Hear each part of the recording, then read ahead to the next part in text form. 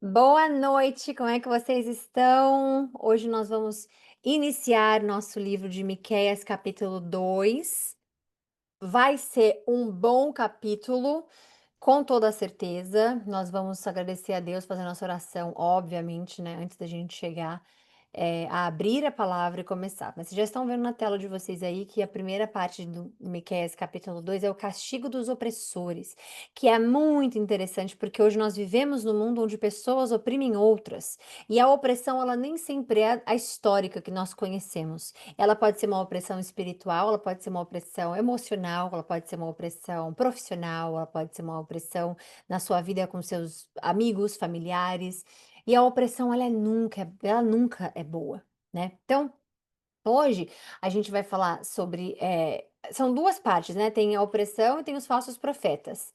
Então e acho que ainda tem mais um, promessa de livramento. Então é um capítulo que ele vai passar por várias coisas, assim, são várias águas debaixo dessa ponte, na qual a gente vai ver bastante sobre o que a gente já conhece desse povo, que era bastante corruptos, gananciosos, exploravam, a gente já falou sobre isso, que faz parte dessa, opressão que nós estamos vendo ali, né. Então essa corrupção toda moral deles ali, já sobressaiu no capítulo 1 e agora a gente vai ver no capítulo 2 sobre o que é que Deus tem para nos dizer, como que Miqueias vai expor o pecado deles, né, o pecado mais social que eles tinham mesmo em relação ao próximo, porque eles, como a gente já falou no primeiro capítulo, os oprimiam, eles eram gananciosos e bastante, orgulhosos também, então vamos ver o que Deus, tem pra gente, tá. Lembrando que Miqueias foi chamado para ser um profeta no qual ele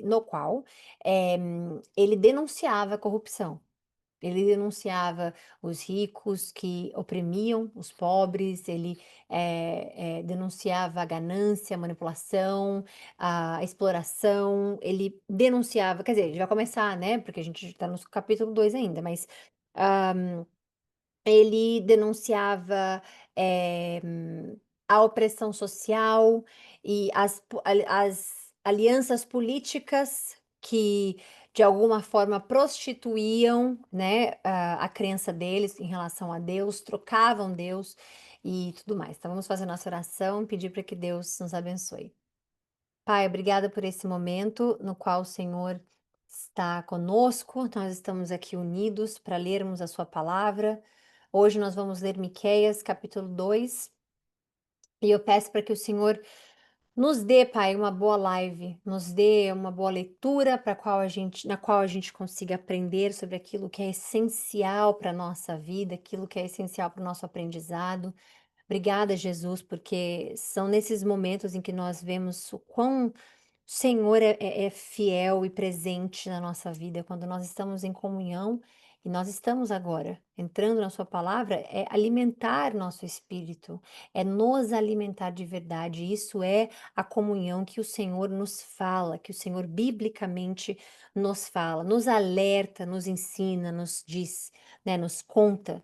Então, que o Senhor nos dê uma boa live, que o Senhor me use como canal para a honra e a glória do seu nome, e que o Senhor faça, Pai, com que essa live ela possa não somente nos ensinar, mas revelar aquilo que é necessário para o nosso dia a dia, na nossa caminhada, e que a gente consiga fazer a diferença com aquilo que o Senhor nos dá, a base e o ensinamento daquilo que o Senhor nos dá para o nosso aprendizado, crescimento, para o nosso caminhar com o Senhor.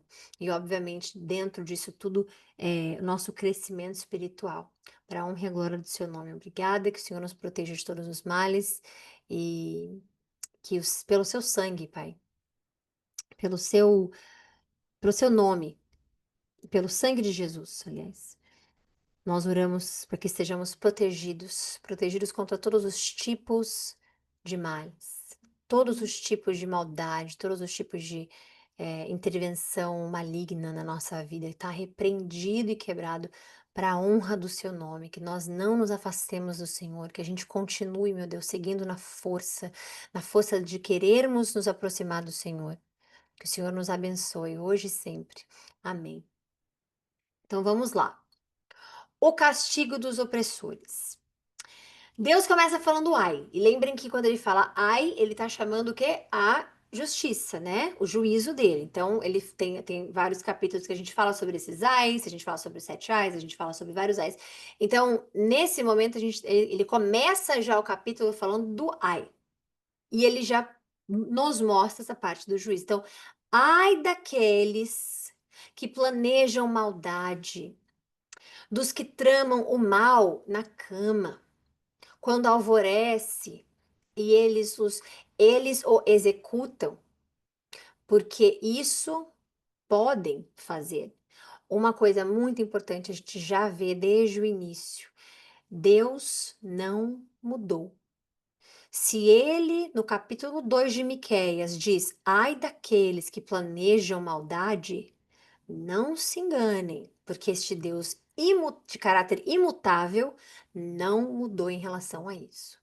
Então, ai daqueles que planejam a maldade. Tá, mas aqui é 600 anos de Cristo, aqui ele está falando para um tipo de pessoa específica? Com certeza. Mas o caráter dele não muda de acordo com o povo. O caráter dele não muda de acordo com pessoas. O caráter dele é imutável. Então, se ele diz, ai daqueles que planejam maldade, entenda que é para você também. Então, que você nunca queira planejar maldade alguma, porque ai daqueles que fazem isso. E isso é algo importante da gente ver, porque muitas pessoas entendem, né, o mal sobre outras pessoas, e na maioria das vezes estão aonde? Na cama. Quando eles estão lá indo para descansar, que Deus abençoa muito o descanso de todos, nós precisamos descansar. Ele próprio descansou. Então é um momento quase que sagrado, você realmente descansar. Quando a gente entra nessa cultura de, ah, eu só trabalho, eu só faço isso, eu só faço aquilo, a gente está rejeitando algo que Deus nos deu. E eu tenho um testemunho para vocês, eu vou contar bem rápido, porque a gente não vai ter muito tempo hoje para leitura. Mas, não, quer dizer, nós vamos sim, ter muito tempo para leitura. Mas eu vou contar rápido, mesmo assim. Teve uma época que eu estava cheia de coisa para fazer. Eu era muito mais nova, acho que eu devia ter, sei lá, uns 21 anos, eu não lembro agora, mas também não quero dar a data errada, o número errado. Então, digamos que tenha sido nos meus 20 alguma coisa. Eu lembro que eu estava muito empolgada com muita coisa que eu tinha que fazer. Estava empolgada com a minha carreira, estava empolgada com o que haveria de, né, o que iria vir, o que haveria de vir, de chegar na minha vida, novo capítulo e, né, tudo isso. E eu lembro que eu não gostava de dormir. Gente, Deus é minha testemunha e vocês não vão acreditar, mas olha o que que ele faz. Eu realmente não queria dormir mais. Eu realmente achava que dormir era, assim, não era perda de tempo, mas tipo assim, eu tenho muita coisa para fazer, então eu não quero dormir. Só que eu cheguei uma vez em casa e falei, ai, Senhor, o dia podia ser bem mais longo, né? Por que que eu tenho que dormir com tanta coisa para fazer? Por que que eu tenho que dormir? E Deus, Ele não vai me deixar mentir. Deus me fez ter insônia por uma semana. Ou foi mais de uma semana, agora não lembro. Um período grande, tá? Acho que não foi uma semana, não, gente. Se eu puder arriscar alguma coisa aqui, eu diria, sei lá, um mês, alguma coisa assim, porque foi muito tempo. Com insônia. E eu não consegui no primeiro dia de insônia, segundo, terceiro, quarto, quinto, sexto, entender que era um recado dele pra mim, porque eu reclamei. E a Bíblia é contra a reclamação. É bíblico que a gente não reclame, inclusive, né? E eu reclamava. Que saco, eu tenho que dormir, não é possível, nanana. E eu ficava acordada, e aí, né? Só que chegou o dia em que o meu cérebro já não aguentava, porque, gente, o sono, ele regenera todo o seu corpo. Todo o seu corpo. Até mesmo, machucado que você não é machucado a palavra que eu queria dizer, mas é como se fosse algum machucado, digamos assim, algum estresse que seu corpo tenha passado durante o dia. Seja de academia, seja de o que quer que seja, algum estresse que o seu corpo passou. É no dormir que nós nos regeneramos. Então, o sono, ele é vital para o nosso corpo. Nosso cérebro, o nosso corpo, as nossas células, tudo, tudo, tudo. Então, quando a gente fica privado de dormir, é um grande mal que nós estamos fazendo. E às vezes a gente acha que, ai, não, vou dormir menos porque consigo fazer mais isso. Eu vou dormir menos porque. Não faço.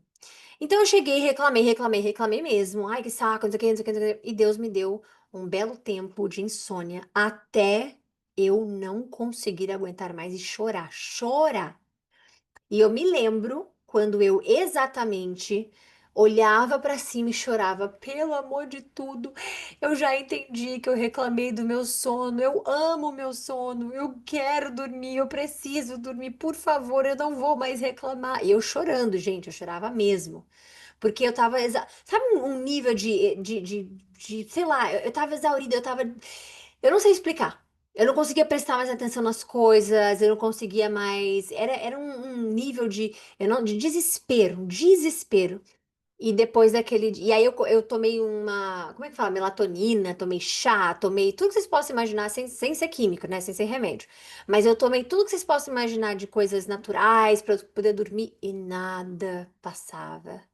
Aí tomei essa melatonina. Tomei melatonina e passei mal. Tive vários pesadelos. Vários, vários, vários. Foi péssimo. Nunca mais tomei aquilo. Depois comprei aquela. Como é que fala? Aquela superstição de negócio de apanhador de sonhos. Negócio assim. Como na época tinha várias crenças, né? E naquela época eu tinha uma crença específica em relação a rituais de paz, né? Enfim, energias, cristais, etc. Eu comprei aquele pegador de sonho, coloquei na minha janela, porque diziam que tinha que pôr na janela. E, gente, foi pesadelo atrás de pesadelo. Gente, era como se eu tivesse de verdade, assim, vivendo num terror. E aí depois eu chorei muito, depois eu pedi a Deus para me perdoar, pedi misericórdia, pedi. Porque eu entendo que ele estava me ensinando. Ele estava, olha só, eu te dei o descanso, porque eu sei o porquê eu te dei o descanso. Então, se eu dei 24 horas, elas são suficientes. E todo mundo tem a mesma 24 horas. Se eu te dei o sono, é porque é porque você vai precisar dele. Então, não desconte o que eu te dei. Não ache que eu errei, não ache que. E eu só fui entender isso muito depois. Mas foi quando eu orei, chorei, né? E ele mudou tudo isso. Aí eu comecei a dormir como um bebê. Hoje eu não abro mão do meu sono de jeito nenhum, porque é fundamental para que eu esteja bem, de bom humor, bem. E acho que isso vale para você também, um depoimento meu, assim. Então, entenda. Quando a gente vai para esse momento, na cama, de descansar, tudo mais, é o momento de descansar e tudo mais, é isso, ponto. Aqui, eles estão na cama tramando o mal. Então é como se Deus estivesse dizendo, até mesmo quando vocês deveriam estar descansando, vocês estão planejando pecar. Vocês estão planejando o mal de alguém.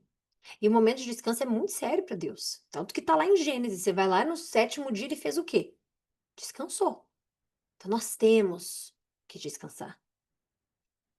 Cobiçam terrenos e se apoderam deles, cobiçam casas e as tomam, oprimem o homem e a sua mulher, e a ele os seus herdeiros. Isso aqui é ótimo, porque até hoje tem pessoas que fazem isso, né? Cobiça o terreno dos outros, se apoderam do terreno dos outros, né? Cobiçam as casas, e ainda assim existem grupos que fazem isso, tomam as casas e posse das outras pessoas.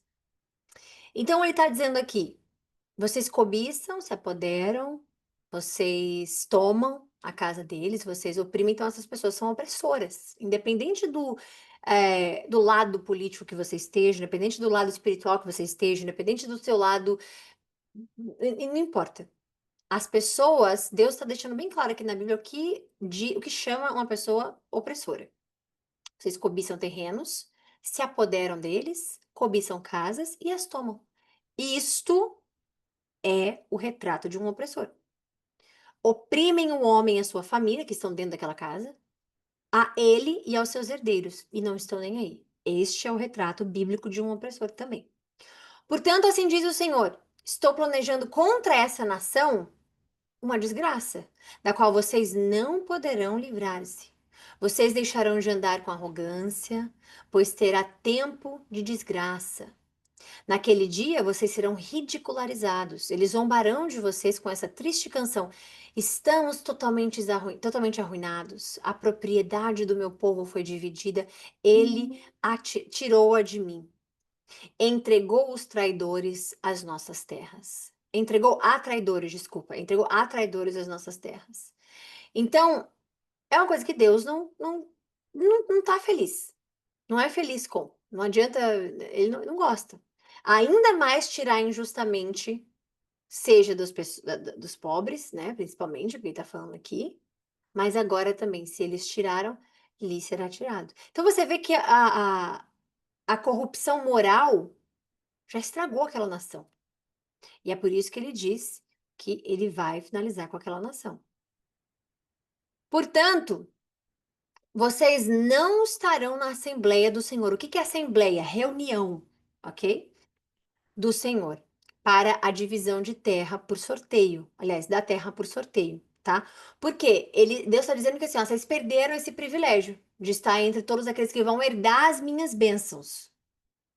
E aí, obviamente, nos mostra que o pecado ele exclui a gente dessa congregação humana, dessa reunião humana, dessa assembleia com o Senhor.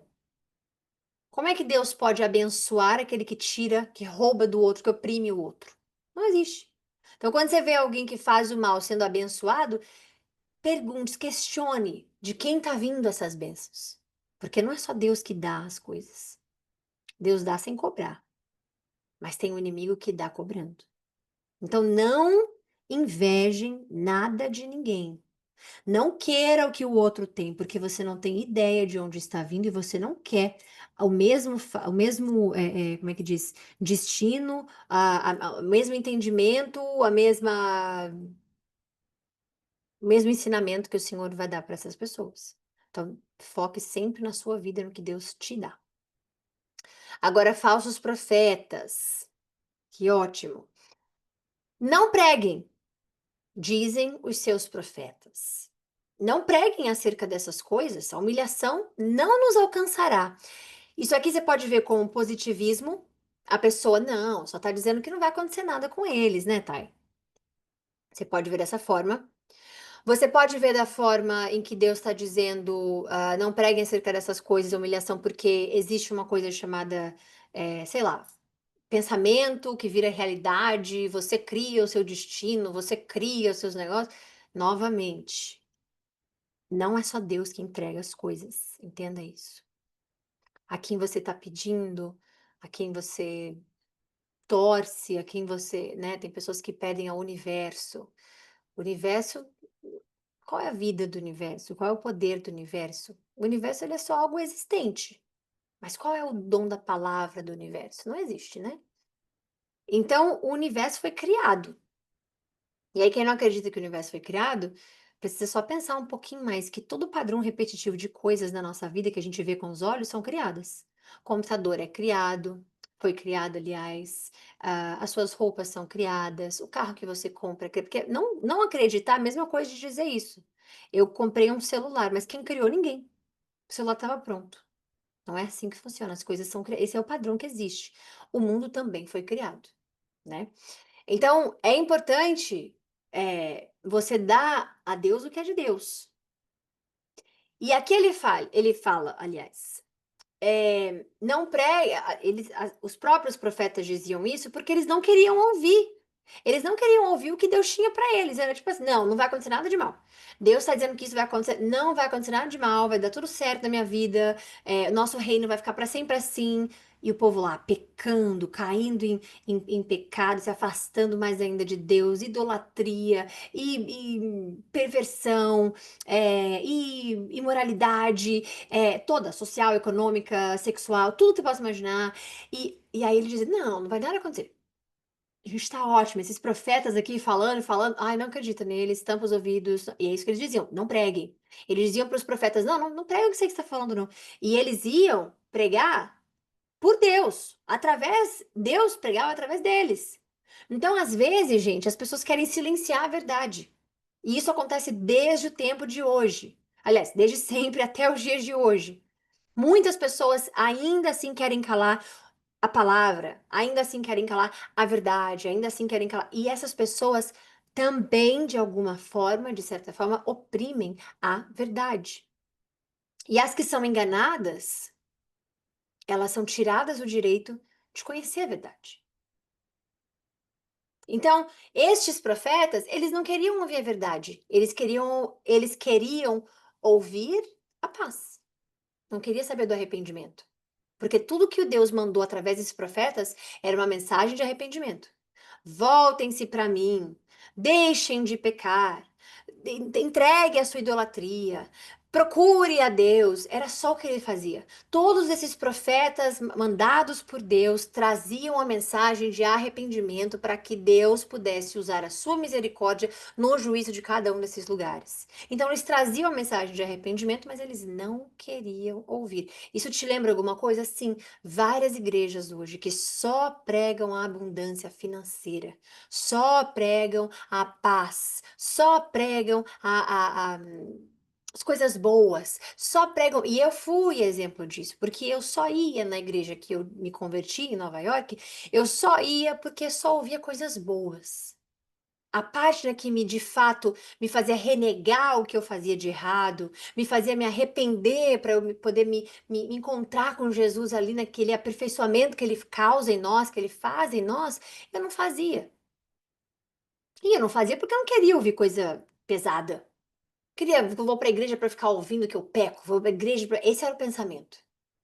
E aqui é igualzinho. Não preguem acerca dessas coisas, porque a humilhação não vai nos alcançar. Isso é de uma arrogância, porque por isso que fala que Deus fala que eles eram arrogantes. Isso é de uma arrogância, de uma petulância, porque a gente quer estar acima de Deus. A gente está negando o que está acontecendo na nossa vida espiritual, pecado, arrependimento, ai, não estou pronto para isso, não estou pronta para aquilo, ou não, a Bíblia só fala sobre fazer algo errado ou seguir o que isso, e você nega. Ser cristão é seguir Cristo, não é seguir pastor, não é seguir líder. Ser cristão é você seguir a Bíblia Sagrada, que é Cristo. Cristo é a palavra, é a verdade, é o caminho, é a vida, e é ali que está o que você tem que aprender. Então, quando o povo, as pessoas, rejeitam a voz de Deus, Deus vai permitir que o silêncio se torne um castigo próprio deles. De todos nós, aliás.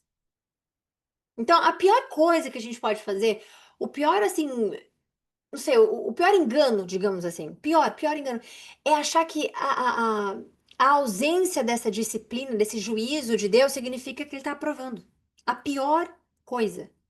Porque olha quanto tempo eles vêm negando os profetas, achando que tá tudo bem. A pior coisa é isso, é a gente achar que porque a gente não tá vendo o castigo, ou o juízo, ou a disciplina de Deus, ele tá aprovando tudo. Esse é o pior engano que a gente pode ter, porque ele está vendo. E diz: ó descendência de Jacó, é isso que está sendo falado. O Espírito do Senhor perdeu a paciência? É assim que ele age? Porque é exatamente isso que as pessoas fazem. E eu não vou falar a gente, porque desta parte, glória a Deus, eu fui curada. Então eu não questiono Deus fazer as coisas, eu compreendo, ele decidiu o que ele decidir. Obviamente que nem sempre é fácil, obviamente que nem sempre eu fico em pezona lá, felizona, mas eu entendo que ele quer o melhor para mim. Então eu confio, ponto. Agora, o povo aqui no versículo 7, igualmente a nós seres humanos, aqui, pera, igual a nós seres humanos, eles estão fazendo exatamente o que o ser humano faz. Então eles estão assim, peraí, tá dizendo então que o profeta tá vindo falar, profetizar coisas ruins, que vão ser destruídos, que vamos isso, que vamos aquilo. Não, Deus não é assim. Deus é amor. Deus é paz. Não, Deus não vai fazer isso. Engano enganoso é o coração, engano é aquilo que faz você crer no que é conveniente para você e não o que o Senhor vai fazer. O caráter do Senhor não vai mudar. Toda vez que você ver algo acontecendo na sua vida e você dizer: não, o Senhor não ia fazer isso. Será que é assim que ele vai agir? Não, Deus me ama, Deus me aceita como eu sou, Deus, né? Você acha que o silêncio, porque nada vai acontecer ou está acontecendo, é a aprovação de Deus. E você acha que isso te dá mais direito ainda de continuar pecando, de continuar fazendo, porque, não, Deus é amor. A disciplina também vem com o amor dele. Então, esse pensamento de Deus é amor, isso não vai acontecer. É completamente oposto, até mesmo com a Bíblia.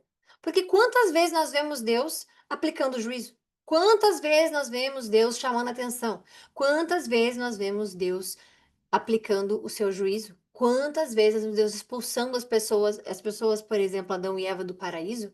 Quantas, se fosse Deus só amor, Sodoma e Gomorra não tinha acontecido, de acabar. O dilúvio não tinha acontecido.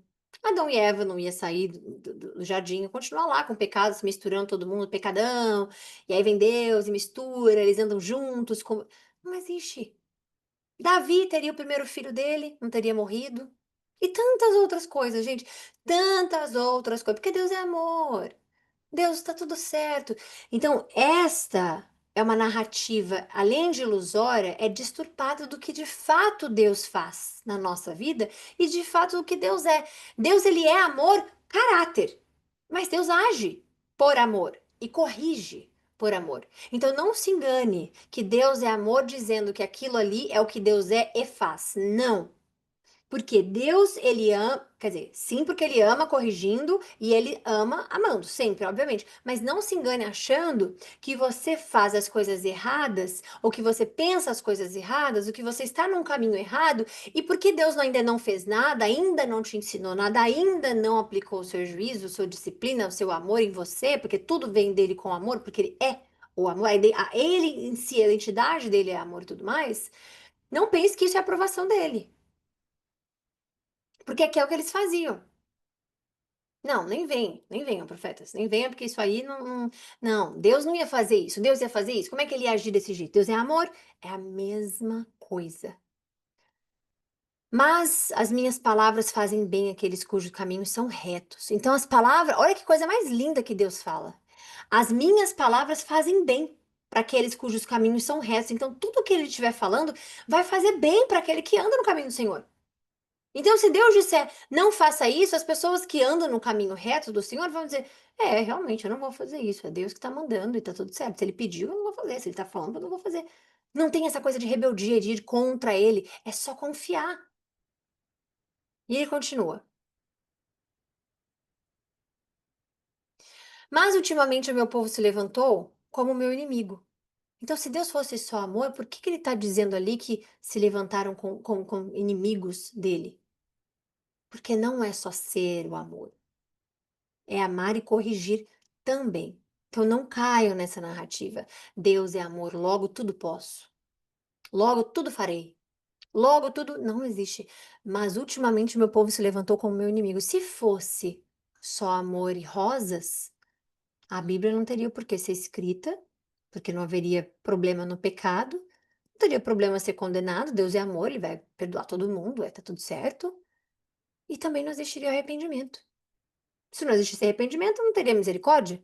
Se não tivesse misericórdia, não teria graça. Se não tivesse graça, não teria. Qual é o sentido da vida? Fazer o que quiser e no final fazer uma assinatura, jogar uma caneta dizendo tá tudo certo porque Deus é amor. E não é.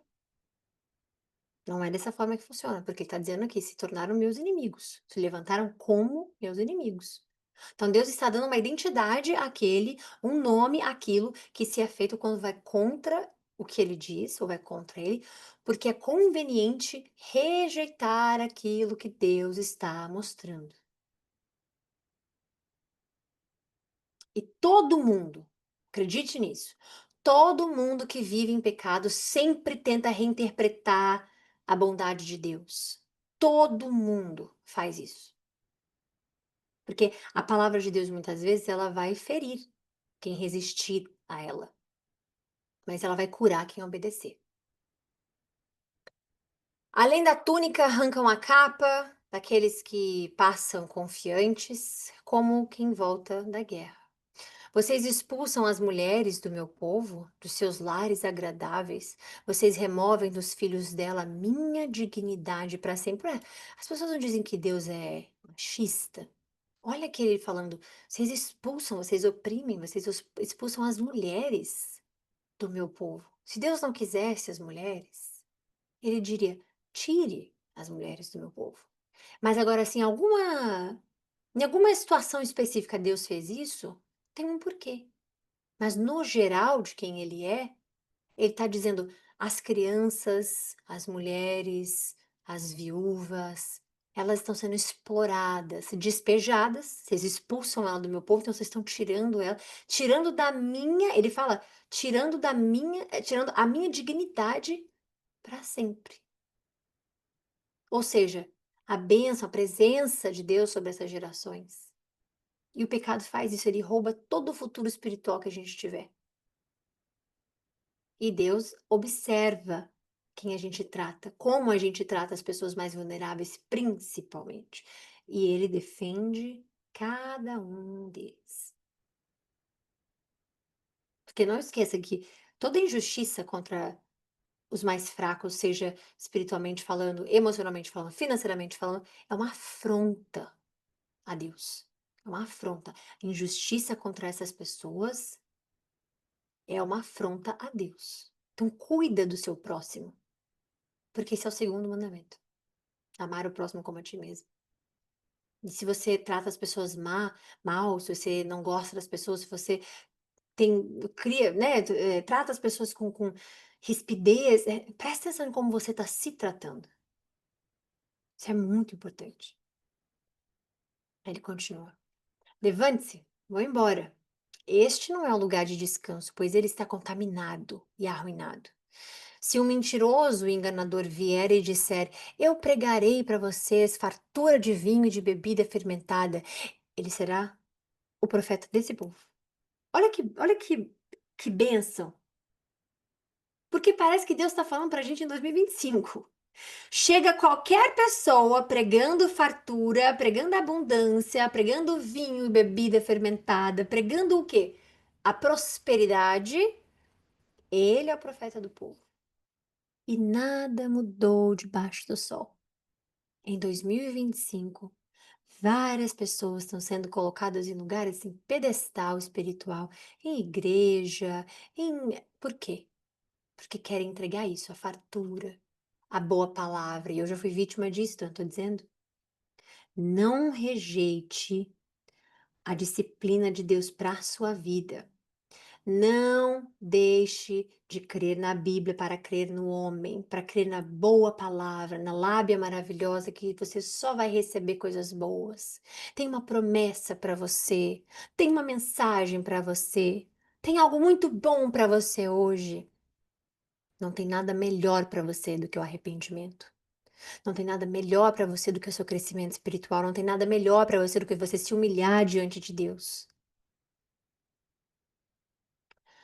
Vou de fato ajuntar todos vocês, ó Jacó. Ops, ó Jacó.